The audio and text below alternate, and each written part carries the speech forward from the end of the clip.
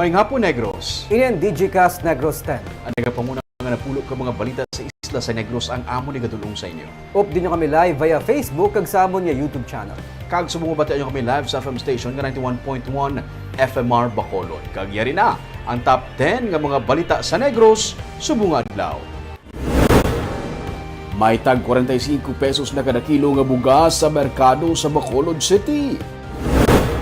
PNP, magahingi usang bulig sa Interpol para maaresto si ani Congressman Teves. Governor Lacson, nagapati nga mangin malinong sa gihapon ng BSKE 2023 bisan pa may 55 ka mga areas of concern. 23 ka mga pagtayog ang namonitor sa bulkan kanlaon sa sulod sang 24 oras. Kag sa good vibes, mga alumni sa isa ka eskwelahan sa Talisay City nagbalik sa eskwelahan nga naka-uniform matapos ang 27 years. Inatanan sa Digicast Negros 10. Sa number 10,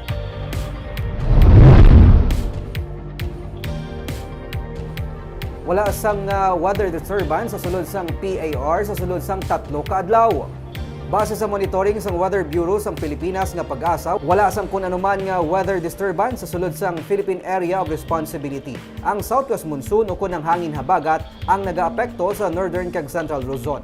Magalumon nga kalangitan nga kun kisa may upod nga malaka-laka nga pag-ulan ang maeksperiensyahan sa Visayas pati na sa Bacolod kag Negros Occidental. Tuga sang habagat kag pati na sang localized thunderstorms. Gani posible sa gihapon ang pag-ulan sa Visayas nga mahimo magresulta sa pagbaha kag landslide.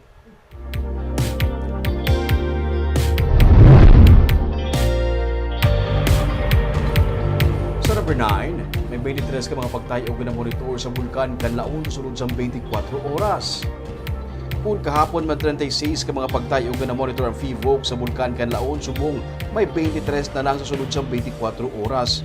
412 katonelada naman sa sulfur dioxide flux ang inbuga sa bulkan. Mayroon sa gihapon sa ground deformation sa sulod sa bulkan. Nagapabilin sa alert level 1 ang kanlaon pero kung magsigi-sige saka ang kadamuon sang pagtayog, posible nga ipasaka sa alert level 2 ang bulkan kanlaon. Hindi sa gihapon pwede makasulod sa 4 km permanent danger zone bungod posible sa gihapon ang phreatic eruption. Hindi man pwede makalabay sa ibabaw sang crater sang bulkan ang mga eroplano.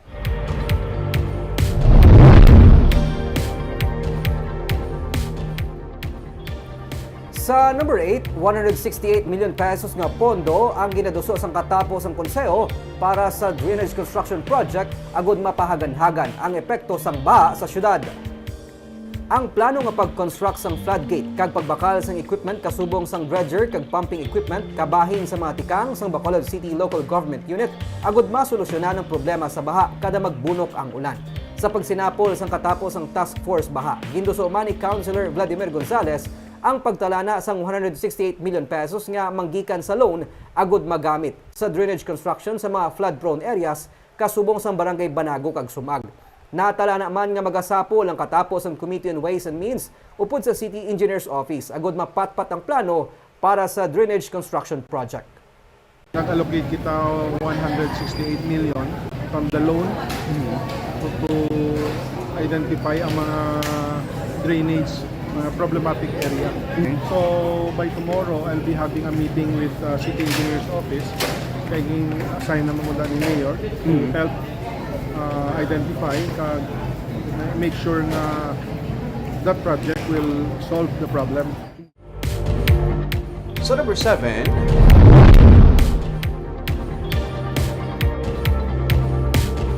pamuno sa PNP sa Bacolod City nagapating at nagatinuduan ay kagdaga balusay na ang mga drug group sa syudad gani bilang resulta sunod-sunod man ang mga drug operations ng PNP. Lunsay illegal drug related ang natanaw nga motibo sa kapulisan sa separado nga pagpaniro nga nagluntad sa barangay Villamonte kag barangay 35 sa Bacolod City sa nagligad nga inadlaw.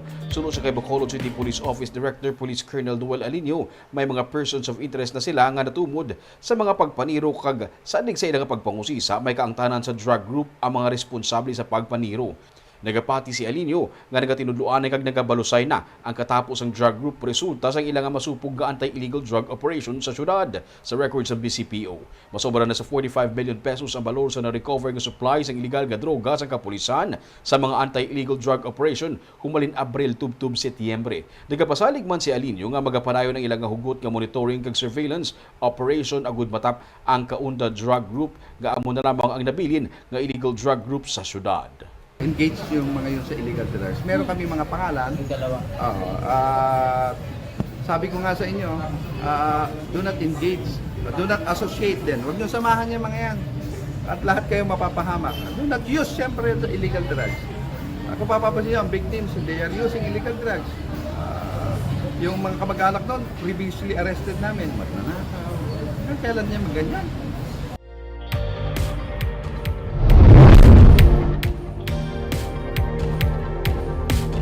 Sa number 6, PNP magahinyo sang bulig sang Interpol agod nga madakpan si Are Congressman Arnie Teves.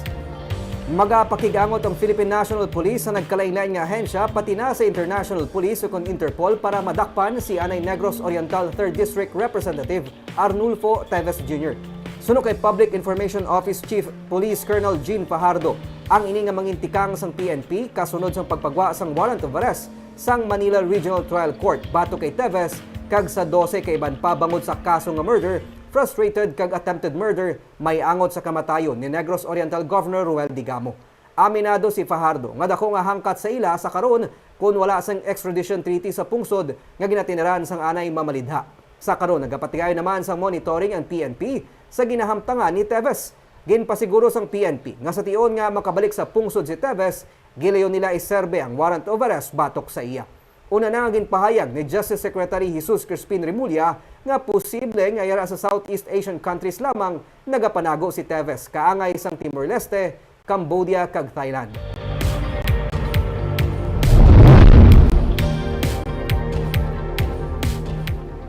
Sa number 5, mga pulis kami himata nga magapapili para sa barangay kag sangguniang kabataan elections sa Ilohon sa iban nga PNP station.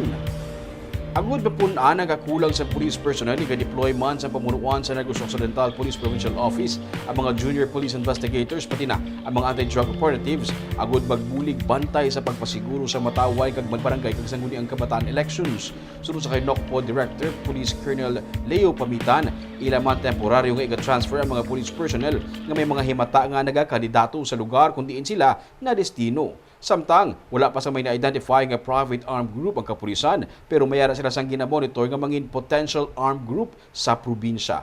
Nagaparayo naman ang assessment sa PNP upod sa Commission on Elections sa mga barangay nga mahimo ipaidalom sa election areas of concern. But nonetheless, hindi naman sila mapapalayo sa unit nila. So, we will be just transferring them within the adjacent municipality for just a period of 45 days.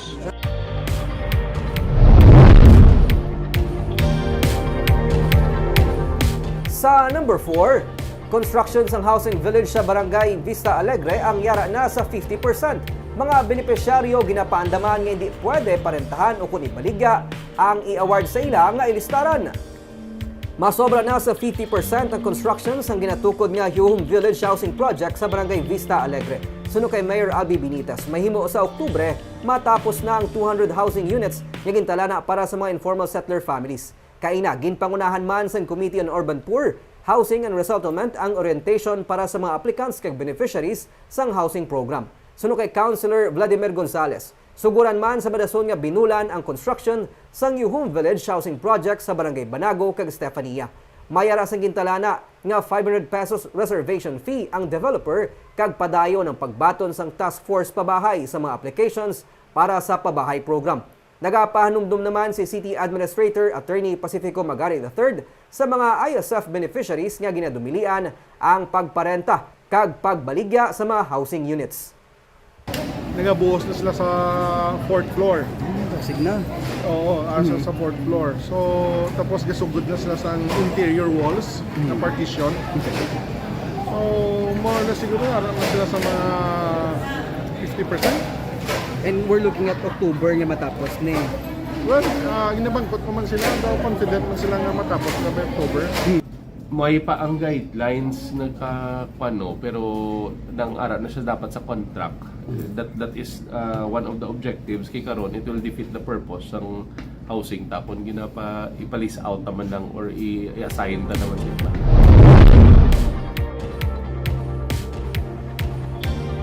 Sa number 3, Negros Occidental Governor Eugenio C. Lacson nagapati nga mangin marinong sa gihapon ng piniliay para sa barangay kag SK Elections 2023. Ini sa piyak sang pagtupod sa pila ka mga lugar sa Negros Occidental bilang areas of concern. Kung may mga barangay gidman nga ginaduso ang Philippine Army sa COMELEC ay paidalom sa areas of concern subong nga nagsugod na ang election period. Ini kadam-an bangod sa natabo nga encounter sa tunga sang Army kag NPA sa among mga lugar. Ining suno sa kay Negros Occidental Governor Eugenio C. Lacson dugang pa sa gobernador. Wala man nga nag-abot sa punto nga kinahanglan ang ini nga mga lugar ay paidalom sa COMELEC control. Gani nagapati siya nga sarang sa gihapon na patigayon ang malinong kag matawhay nga piniliay sa barangay kag SK election sa Oktubre. Dablag pa ginsiling sang Army nga may 55 sila tanan ka mga barangay nga gid-recommend sa COMELEC nga paidalom sa areas of concern bangod sa nagluntad nga encounter kag presensya sang NPA sa among mga lugar. Because of those incidents, area of concern already, no? But it is not even recommended to put it under COMELEC control. Meaning to say, while there is concern, we're confident that there will be a peaceful election in those areas. Sa number 2,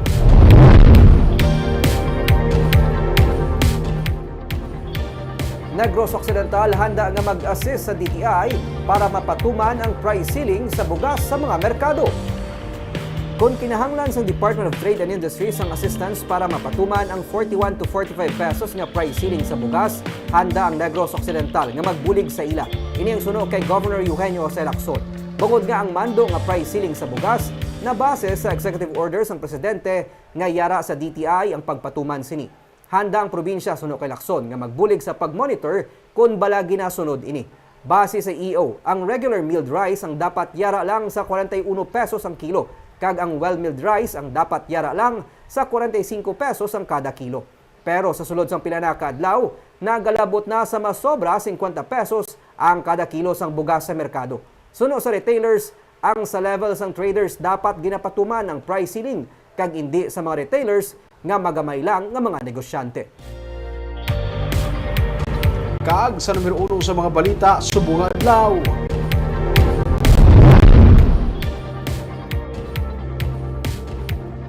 May tag 45 pesos na kada kilo nga bugas sa merkado sa Bacolod City. Mismo ang lokal nga panguluan sa Bacolod ang nag-supply sini sa mga merkatang. Inulat na lamang sa Local Price Monitoring Council ang guidelines para sa pagpatuman man sa price ceiling sa presyo sang bugas.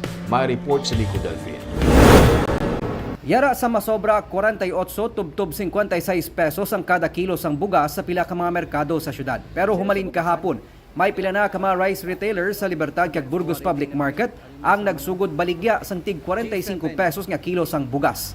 Si Mayor Albi Benitez ang nagsugod man kahapon sa pag-inspeksyon para mapasiguro nga nabaligya ang supply sang barato nga bugas nga gin-supply sang syudad sa mga rice retailers. Ini samtang wala pa man napatuman ang tag 41 tubtob 45 pesos per kilo nga price ceiling sa kada kilo sang bugas sandig sa mando ni Presidente Ferdinand Marcos Jr. Suno sa pila ka mga manugbaligya, amat-amat naman ang pagdagsa sa mga bumalakal, ilabi na nga nakapamutang na sila sa mga pahibalo para sa mas barato nga regular milled rice. Ang sa subong nga lang kita na panubuan amo lang sang regular well na 45 kilo. Kaya ulaton ka na ang datang ka syempre capping na capping na gid man no mga next month guro te damo na bugas kasi may tendency na manawag ang bugas. So depende na sa mga pan. Damo na nagbakal sinyo. O damo man na. Sa pulo, ang siling mo ni kagapon na nabaligya nyo, duwa pa lang. Ang Iloy nga si Flor Hortilano, bago lang nakabakal sang kapin 12 ka kilo sang bugas sa tag 50 pesos ang kilo. Bangod amo pa lang siya nakahibalo nga may tig 45 pesos gali nga kilo sang bugas. Nagalaom siya nga makabakal man sa mas barato nga bugas sa liwat nga pagpangumpra sa merkado. Oo. Tag 55 man na dito ang ka. Sa inyo nga sa balay mo pila pa makal mo perme pila ginada. Na barato na subo tag 50 ang gantang 100 na lang ang gantang subo. Kada rice retailers ang sarang maka-avail sang tag na pulo kasako sang mas barato nga bugas halin sa syudad. Ginapasiguro man sa mga manugbaligya nga hindi ini mapamintahaan kag wala nila ginatugutan ang pagbakal sang sinako sang mas barato nga bugas sa ila baligyaan. Samtang ginahulat naman sang katapo sang Local Price Monitoring Council upod sa Department of Trade and Industry nga mabato ng implementing guidelines para sa price ceiling agud man masugura na ang pagpatuman sang inspection sa mga baligyaan sang bugas.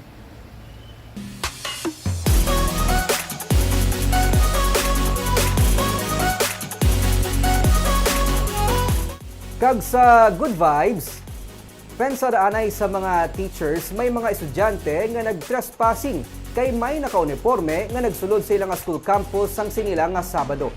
Sang ulihi, nadiskobrehan nga inigali mga alumni sa eskwelahan kag ini ang ila nangin pamaagi sa paghatag sang tribute sa mga teachers. May report si Romeo Sobaldo. Pagkakita sa teachers sa sininga eksena sa sulod sa school campus ang Rafael B. Lacson Memorial High School sa Talisay City sa Sabado, may nakibot kun nga bisan weekend, may estudyante nga naka-uniform nga ara sa sulod sa eskwelahan. Pag-abot ko, ay tamo man ni estudyante di ka dinilagan. To my surprise of course because that was a Saturday. Abi po estudyante, sir, all the while. Oo. Nga nagdinalagan sila sa guwa. Kaya kung lantawang mo sila daw, 16 years old pa man lang sila. May teacher nga nagsuspetso nga may nag-trespassing kay hindi allowed ang mga estudyante nga magsulod kun wala sang klase. Oh, illegal entry kay on Saturday wala no students allowed. Oo. Pagkita ko, I expect sign ni sila guro ay pasi may project or research. Pagkita ko sa may tsura, hala, kaday Cheryl man ni. Sa ginpalapitan, dito nila nadiskubrihan nga sila gali ang batch 1996 alumni sang RBLMHS kag ang ilang costume sa ilang tribute high school uniform. Naabtan abis ang pandemic ang ilatuka nga maghuus ang alumni homecoming sang 2021. Gani, napensaran nila nga maghatag na lang sang tribute sa ilang mga mentors kag ang costume high school uniform. Pati ang kabahin sa organizing committee, nagmansig-mansig man pangita sang school uniform. Ang host ng event nga si Grecian Jimenez Jovero, nagbakal sa downtown sang humana nga uniform. Kag matapos magamit, iya ini-donate sa isa sa mga estudyante sa eskwelahan. Ako, ang sa ako niyan, singko din po gawin ko yung laman. Singko nangita ako sa downtown Siyempre, nawaya mo ako singko. Ano nga size mo, ma'am? Singko. Amo ginagaro, daw ka matunaw. Kung nga daw ka kauluya, singko. Sa size ko na lang. Siyempre, ang pinakadako na lang kasi amo na lang available. Ang in charge ng finance nga si Sherilyn Tolentino Catublas, nakapangulam pa uniform sa iya nga bata nga estudyante man subong sang iya nga alma mater. Ako nga bata, dire grade 9. Ay, kanabi. Isa lang ka size? Nang dako-dako siya gawa. Ay, goodness. Healthy siya. Ako lang kung na-notice mo sa video, ako lang itong naka-ID. May ID ka pag dyan. Complete uniform ka dyan. Oo, pati ID, yung dala ko pa to, sir. Kagang class president kasi Cheryl S. Camilla Junetes naman, nagpatahi. Naglain naging kuno abi ang iyang body structure kung ikumpara sa high school. Nagpatay, gito kay wala na kumulman. Sadya sa pastorya ka Nagpatay, gito kuya, kay sa lingko parang since nga wala na ko hulman, wala na sang wala na ko may makita ang sa RBL nga do ka size ko na. Sa preparasyon pa lang, nagsinadya na sila tubtob mismo sa adlaw sa ilang tribute. Balik eskwela literally ang ilang aktibidad. Kagbangod nga naka high school uniform pa, balik man ang tanan nga mga happy memories sang high school sila. Samtang ginaistoryahan ang natabo sang Sabado, kadamo sila sang madumduman 27 years ago nga mga masadya nga memories sa eskwelahan. Ang iban sa ila, maninoy kag maninay pa sa kasal ang ilang nga mga teachers. Pero ang teachers, mas nadumduman pagid sila, ilabi na nga naka-uniform sila sa pagbalik eskwela. Leader of the band. Subject siya ang president. Elect na sa labon.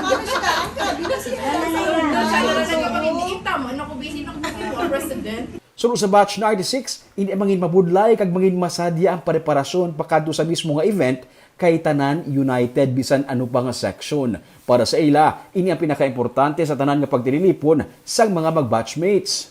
Natapos ini kuno sa special participation ni Sharon Cuneta. Ang pinaka last part dito is the Sharon Cuneta. Balutin mo ko.